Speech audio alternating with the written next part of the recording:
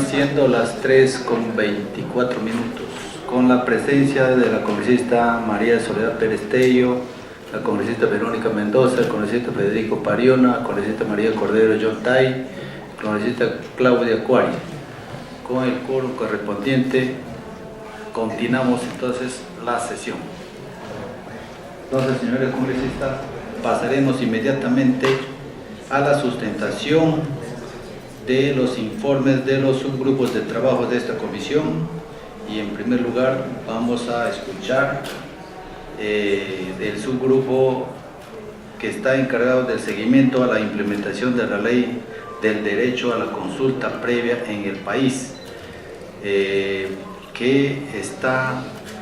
como coordinadora la congresista Verónica Mendoza Frisch. ¿A quién le damos la palabra? Muchas gracias, presidente. Muy buenas tardes, y por su intermedio a los colegas congresistas aquí presentes, agradeciéndoles por la disponibilidad a pesar de lo agitado del día. Para agradecer también, presidente, a los congresistas miembros de este grupo de trabajo, la congresista Marisol Pérez Tello, la congresista Claudia Coari, el congresista Eduardo Nayab, agradeciéndoles por su disposición por haber participado en este grupo de trabajo, sus importantes observaciones, aportes que han contribuido a enriquecer este informe, que busca dar cuenta del proceso de implementación de consulta previa en nuestro país, y que ha significado el desarrollo de 9 sesiones de trabajo donde se invitó a diversos actores, desde el Poder Ejecutivo, las organizaciones indígenas, sociedad civil, Defensoría del Pueblo, representantes del sector extractivo. En fin, hemos tratado de ser lo más amplios y plurales posibles para tratar de recoger las diversas lecturas que hay de la implementación del proceso de consulta previa, y damos cuenta principalmente de lo que viene ocurriendo en el ámbito del Poder Ejecutivo, puesto que en lo que respecta a la implementación de la consulta en el Poder Legislativo ya contamos con un importante informe de parte de la congresista Marisol Pérez Tello realizado en la legislatura pasada. Sin embargo, hemos hecho un breve resumen de la situación en el informe,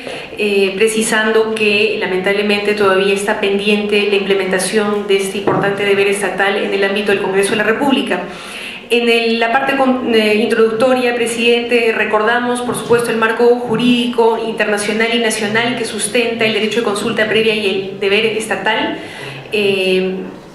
sustentado en la libre determinación de los pueblos, recordando que además del convenio 169 de la OIT,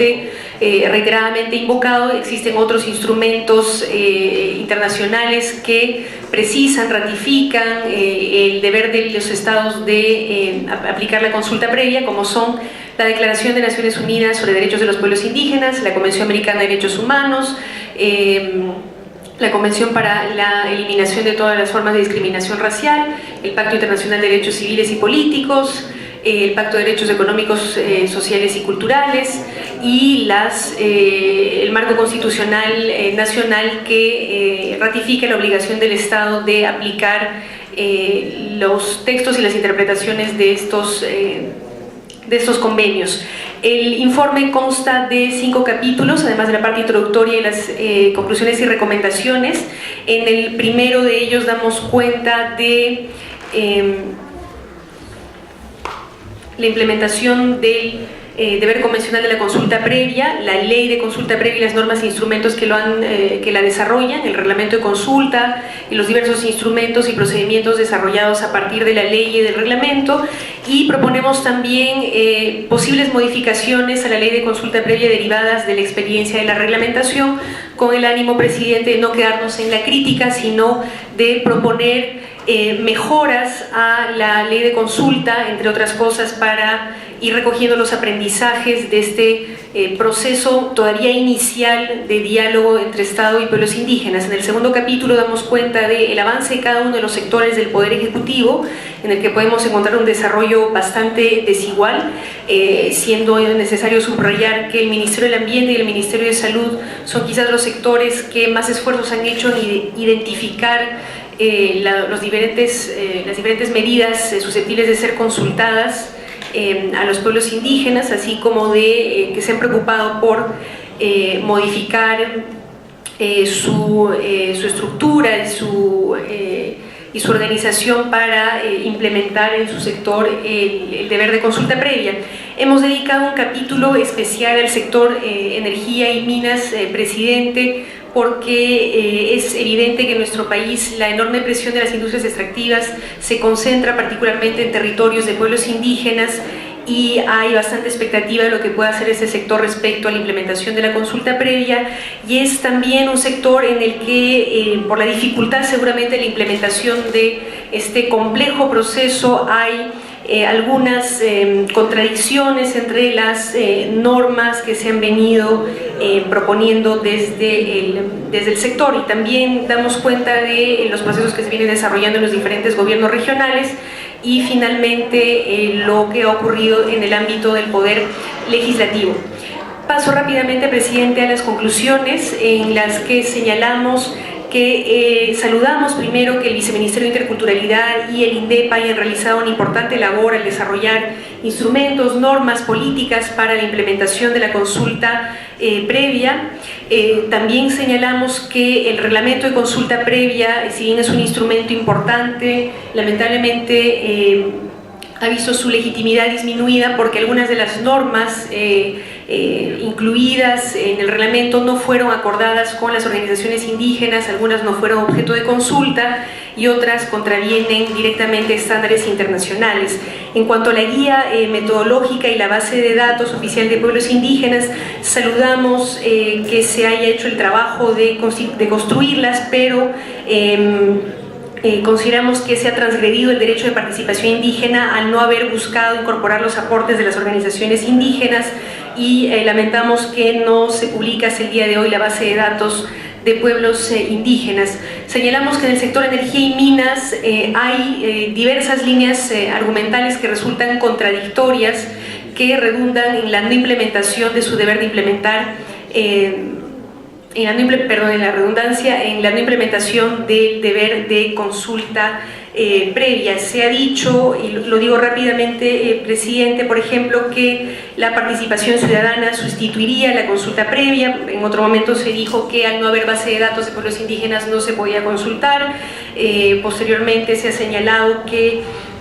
en el caso de algunas actividades extractivas simplemente se consideraría continuidad de actividades y por lo tanto no cabría la consulta previa. En fin, esto está desarrollado y documentado, presidente, en el informe. Es por ello que señalamos nuestra preocupación por el hecho de que la figura del acuerdo previo, que es un mecanismo de negociación entre privados, en este caso empresa y comunidad indígena, está desnaturalizando la consulta previa en el sector de energía y minas, porque se plantea, se realiza el acuerdo previo en un momento anterior al procedimiento de consulta previa, lo cual resulta contradictorio, además del hecho de que el acuerdo previo no ofrece